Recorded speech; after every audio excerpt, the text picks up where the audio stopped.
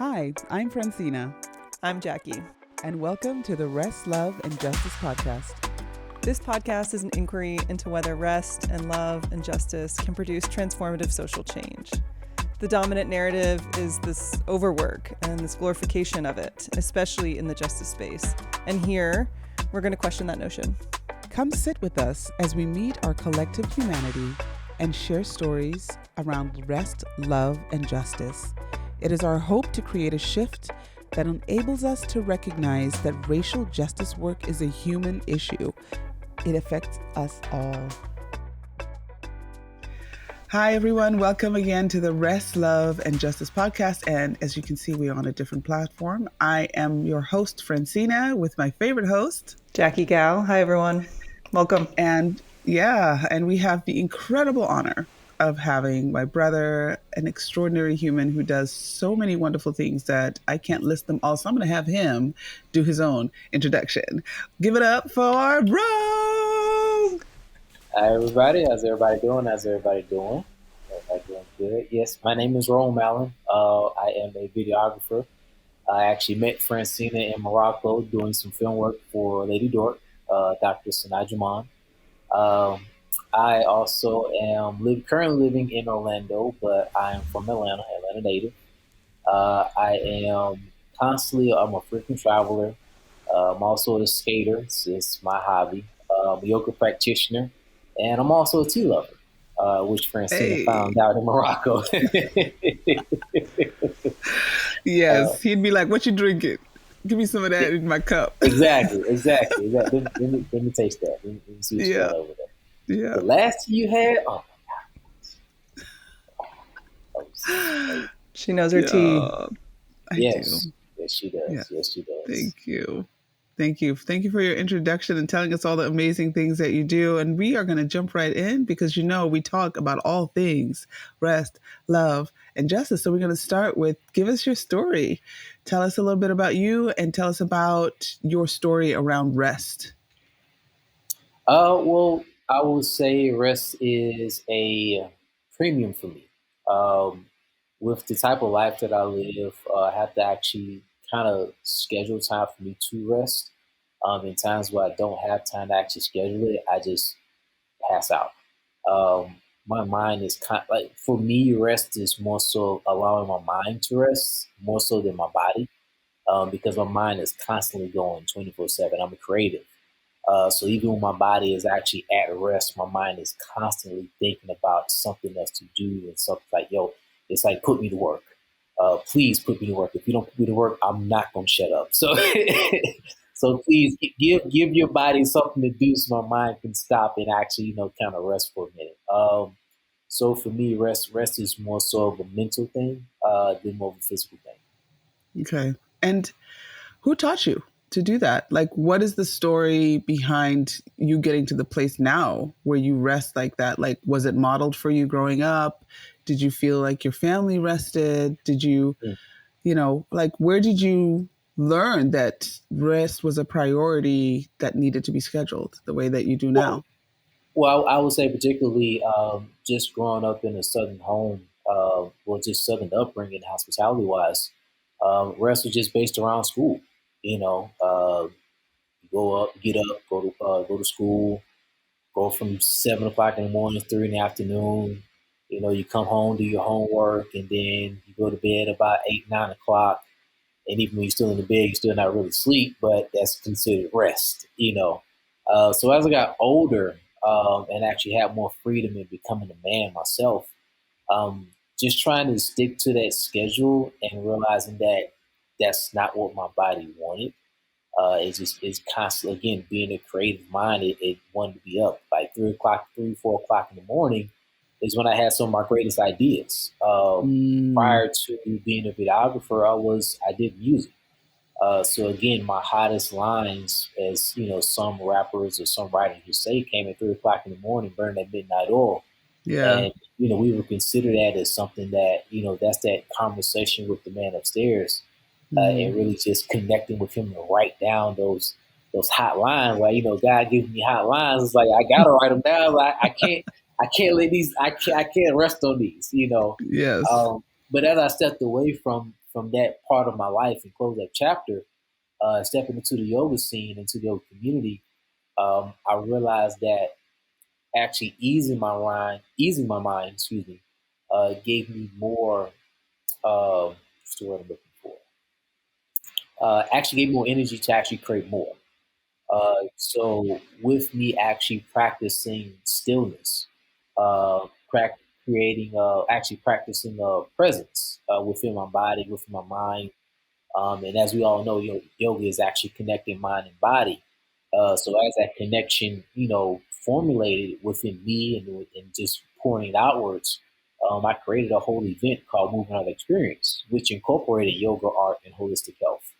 And actually surrounding myself with yoga, with different yoga practitioners, learning from them, understanding their methods of rest and actually stillness and recognizing, the meaningful world of the inner spirit of just the inner self, which actually draw me to actually go more so in and actually understanding, what it means to really appreciate self and appreciate the time you have with self.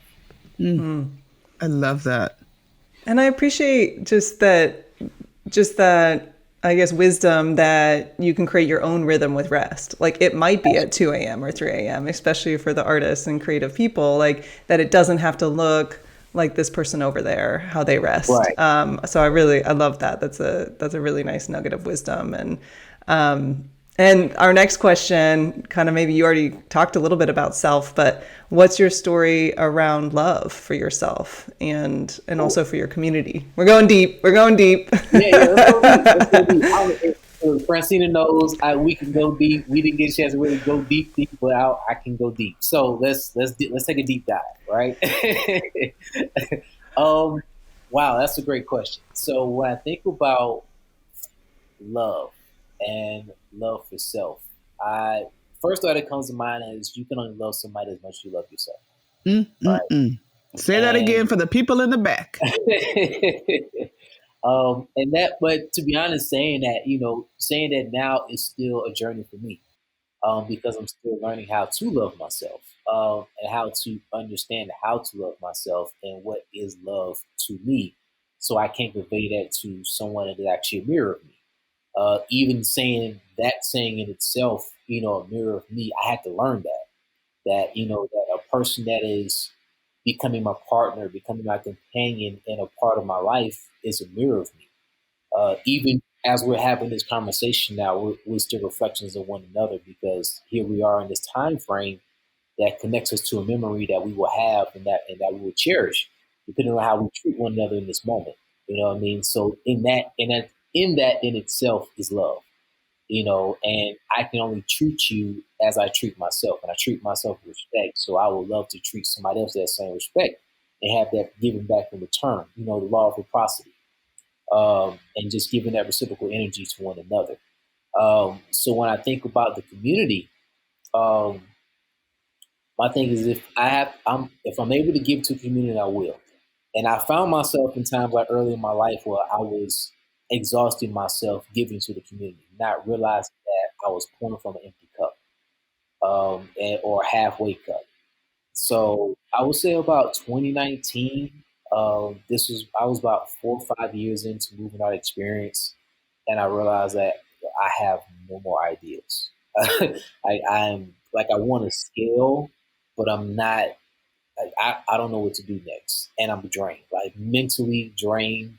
And I realized that I was pouring into the community, but I wasn't fully pouring into my family, because I felt like that situation was going to catapult me to actually take care of my family, because it was a business, you know, and we were doing good. And then, 2020 came and that rocked everybody, so Yeah. that I would say for a lot of people, 2020 was a very hard time. For me, 2020 was kind of like a blessing in disguise, because it actually forced me to sit still. Like, it forced me to go in and deal with myself. It's like, okay, you have nothing else to do but be with you. Be with you. Like, just go do it. Go do that now. This is your sign from God. Go do that. Have fun with yourself. Build yourself. Create yourself. Reinvent yourself if you have to. Um, Prune yourself from the things that you no longer need. accept things that you cannot change, and have the courage to change things that you can, um, and just move forward. Um, yeah, Thank That's you. beautiful. You literally took us through an arc Yeah. that I would take people through of like our love is an overflow of what we already have within ourselves. right. And I just really love that nugget of wisdom you shared about we are all a reflection of each other on this call. There is love that is being shared here, right? So yeah, thank you. That was so beautifully said, and so many incredible reminders in there for how loving other people always begins with how we love ourselves. And then the Absolutely. choices that we make that continue to keep us loving ourselves will help us to keep loving other people. So thank you for that. Absolutely. And the next question we have is, what is your story around justice? And, every Mm. guest we have, we're like, share whatever story you want to have, whatever story you want to share, around that from your own experience or experientially by extension from family or whatever. Justice. So, quick story about me. I grew up in Martin Luther King's church. I was baptized in his church. Um, Wow. my family is kind of like, how can I say this? So, my great grandfather, Alan Taylor, he was actually one of the people who donated to the historic Ebenezer Baptist Church, which is the church that Martin Luther King preached in. And my grandmother used to drive around Martin Luther King Sr. Uh, so that history is there. I literally we owned a rib shack that was actually maybe a block away. Maybe let's say if Ebenezer Church is at the end of the street of Auburn Avenue, we was at the other end, which is where the rib shack was at. And we were right next to Prince Paul Freemasons, the SCLC. We was actually right next to the first black radio station, which is actually right upstairs from Prince Paul Freemasons. Down the street was the first black funeral home. So just that historic of black history is there, and understanding the justice. Like I used to get stories all the time about Martin Luther King Jr., who he was, how he carried himself. He was already inbred. It was embedded in me to understand what justice is. And then being from Atlanta, being raised in Atlanta, born in Atlanta, um, it was it was more so of like it was. How can I say this? It was beautiful to see black people striving. I mean, thriving. You know what I mean? Like this, I would definitely say like when I'm living here in Orlando now and then going back home, like I can understand why people of color are running to Atlanta, because you know they have the greatest population of affluent black families, outside of DC. And that and even in DC, there's a certain area, but all over Atlanta, like literally everywhere in Atlanta, there's an affluent black family somewhere, and that's why people come there. So justice is more or innately in it, and it's funny. It's funny that you say that because Killer Mike said a long time ago when he was actually writing his previous album, was amazing album. Um, for us, we wasn't worried about like how you would hear a lot of out of people of color like well the man's holding me down. Nah, it was excuse my French, but it was that nigga down the street that owns that's in that seat that is a senator that has been holding the damn money, and we need to go talk to him. Matter of fact, he looked just like me, so let me go handle him. So justice for us was actually making sure that we do what we're supposed to do as our own people. Once he puts you in power, do what you're supposed to do. Because if you don't, we know where you at, we know where you stay, and we will actually come and have a conversation with you at your house. So it was a little different for me. Actually, being able to know the mayor. My grandmother actually knew the Mayor Bill Campbell, when he was in office. He would actually come, maybe like once a month, or just come in, get a set of ribs. Um, and she was actually one of the catalysts for him actually being elected as mayor. Even Shirley Franklin, the mayor after him. We she stayed maybe like a block away on the other block from my great grandmother's house. Wow. So having those people in power be so close, justice was more so of making sure that people did what they were supposed to do. Mm. Once we put you in power and you make these promises to be in power, we're going to hold you accountable for what you say you're going to do. And if you don't, Wow. we will gladly vote you out. So, Mm. Wow. So much there. I feel like I just want to pause and just like let all of everything you said seep in. And, I'm also just tracking as a mom, like, I wish my kids could live in a space where they could see what you saw, right? it was To amazing. see community of Black people actually living in community and holding each other accountable and lifting each other up and having that sort of, if you will, microcosm, right? Where everyone is trying to go to Atlanta right now to see that and to see Right. the influence that it makes on your psyche, on your goals, on your dreams, to be around people who are making it and striving and working together to do that. Absolutely.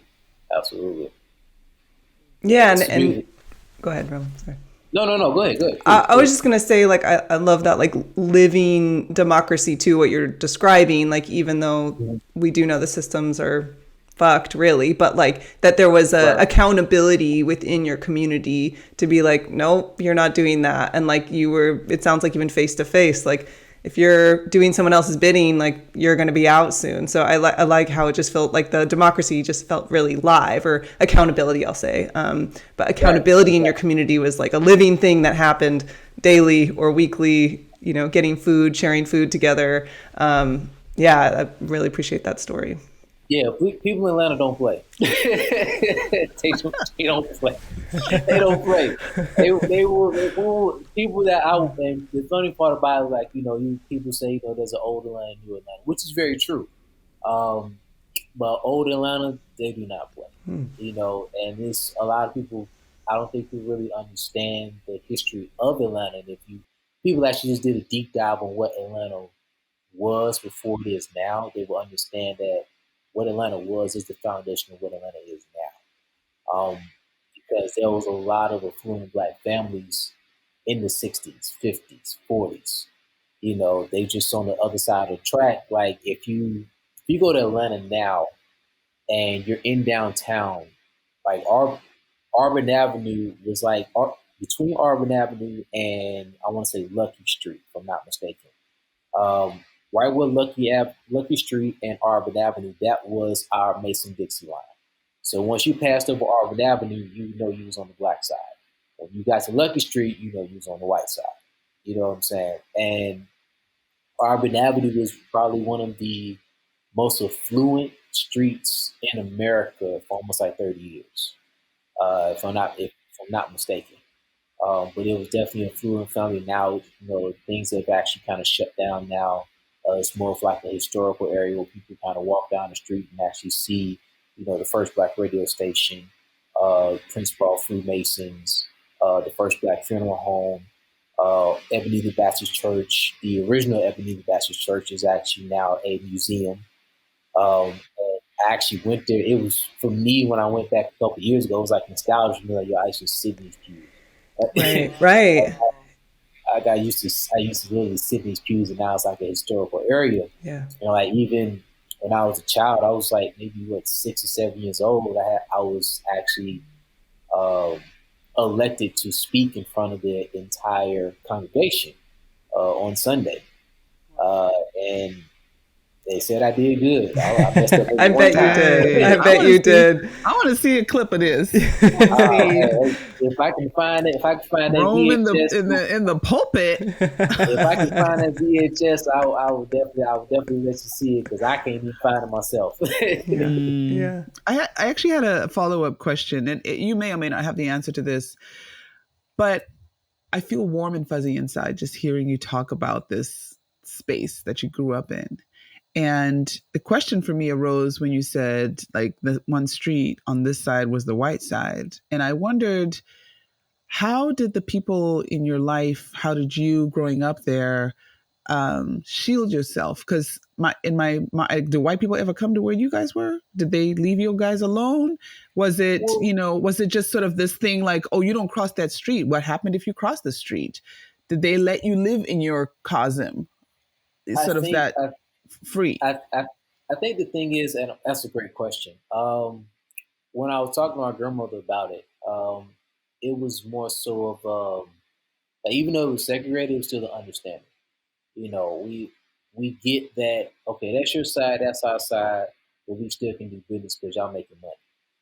Like, and the saying in Atlanta is, we too busy to work, we too busy to hate, we're too busy to worry about somebody else. You know what I mean?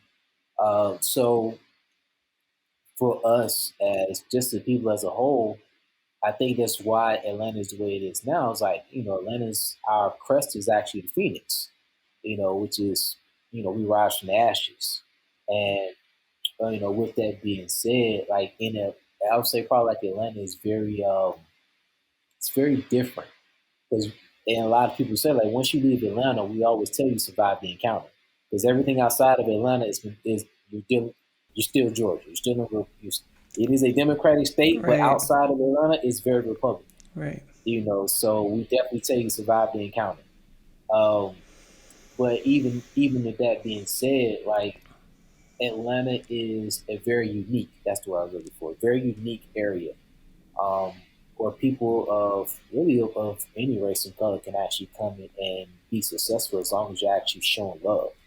And that's the main thing with that. A lot of people that actually came to Atlanta have, in my opinion, um, have created success, but haven't actually fully shared it with people that are from Atlanta. It was almost like they saw a gold mine and go, okay, we're going to take the gold, and then we're going to live off the gold, but we may not share with people that actually lived on the gold prior to we got there. So that's where you have the, in my opinion, that's where you have the whole interpretation of old Atlanta, new Atlanta, because old Atlanta doesn't really agree with new Atlanta. And we look at New Atlanta because there are a lot of implants there. People that have been there since the 80s, since the 70s, since the 90s. They've actually, acclimated there, started families, had jobs, created businesses, and things of that nature. And, depending on how they really, how they've experienced Atlanta, is how much they'll actually give back to Atlanta or create for Atlanta. So it's kind of like, in a sense, where you'll have New York, and New York will want to put up some new homes. They'll just build on top of the old ones. It's kind of like that in Atlanta a little bit. Uh, and it's kind of been that way, like, where you see, like, I would say the biggest change for Atlanta was when the Olympics came. That's when everything changed, because they put a lot of the old projects, tore them all down, and actually built up, the Olympic Village. Olympic Village then became dorm rooms for Georgia Tech. Um, then you had Savannah College of Art and Design come in. They started actually buying up a lot of real estate. Then you had a lot of real estate developers that actually, were building out in Stone Mountain. And a lot of people actually moving out from the west side of Atlanta to Stone Mountain. But again, it's more just kind of building on top of, it's no, like I said, but building on top of shit. Excuse my friends, but you just building Yeah. on top of it, not really actually, cleaning the foundation, and, replanting the soil, refertilizing the soil, and actually growing something that you just kind of building on top of it, and hoping that it creates something better than what was already there. So, Yeah. Thank you. Thank you for sharing. Yeah, I think I'm going to need to sit with a lot of what you've shared, because there's parts of my heart that are just like, man, I yearn for a space and community that is so aware of the power of community, which is what I feel like you guys had growing up, right? And how absolutely. community held itself, Right. you know?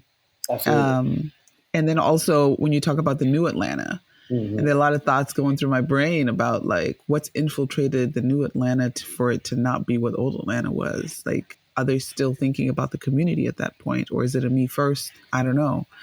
Um, but I'm feeling like we need to do a part two, Okay. because, Brother Rome, you're sharing so many incredible nuggets and just kind of opening our perspectives and our vision to seeing a world that I knew nothing about, because I obviously didn't grow up in the United States, and yet to go to Atlanta. It's on my list for 2024 for sure. But I don't know what you think, Jackie. Yeah, I'm about going to Atlanta, or because I'm in, if that's the question.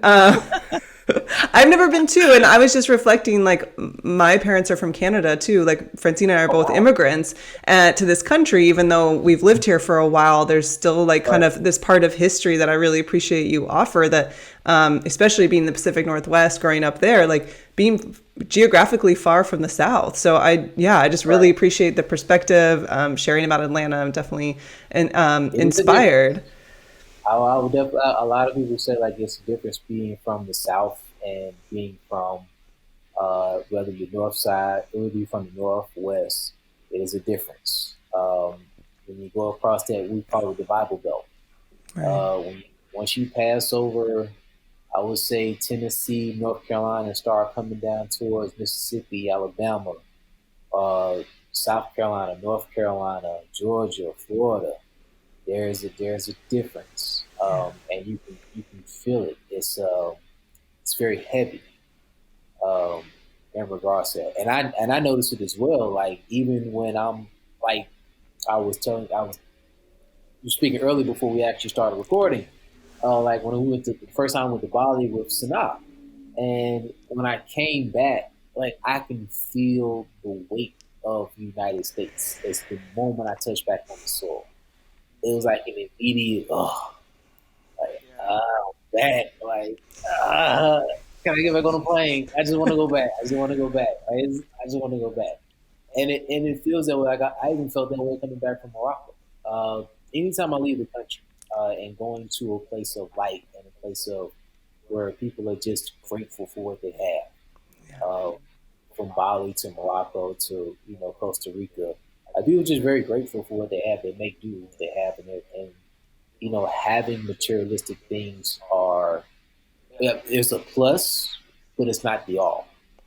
And that gives me a greater perspective. Like when the first time I left the country, I was explaining to your goals. Like first time I left the country was, I left to go to Bali, and that was the first time I left. I was like, that's a big step. Most people are like, okay, I'm going to Jamaica, and, just kind of get a feel, Yeah. No, you went. No, I left. I went to Indonesia. Like I flew 24 hours to go somewhere across the world that a lot of people now are dying to get to. Yeah. And when I went to Bali, and to see people be excited to see someone that looks like them. Like when they talk about the Asiatic black man, I saw him. He was over there. Like, wow. Like I saw him. Like he looked just like me. Don't speak my language, but look just like me. So it was a beautiful thing to see. Like even in Morocco, like there's everybody everybody's melanated. You know what I'm saying? Yeah. Every human being in the world has melanation in it. It just depends on the region that you were born in. That's right. How much you have and how much you don't have. You know what I'm saying? But what connects us all is actually heart. How much love you have for the world. How much love do you have for your fellow brother and sister, no matter what color they are. And I think that's like the biggest thing that is happening right now. Like, just, what do you look like? I don't care what you look like, what your heart like. That's what's your heart like? That's an incredible spot to end this part 1 of our podcast. Yeah. What's your heart like? We're going to sit with that. Thank you for joining us on this part 1 of 2-part podcast with Brother Rome. And thank you for joining us. We will join you in part 2. Peace and love. Yeah. Peace and love. And that is our show for this week.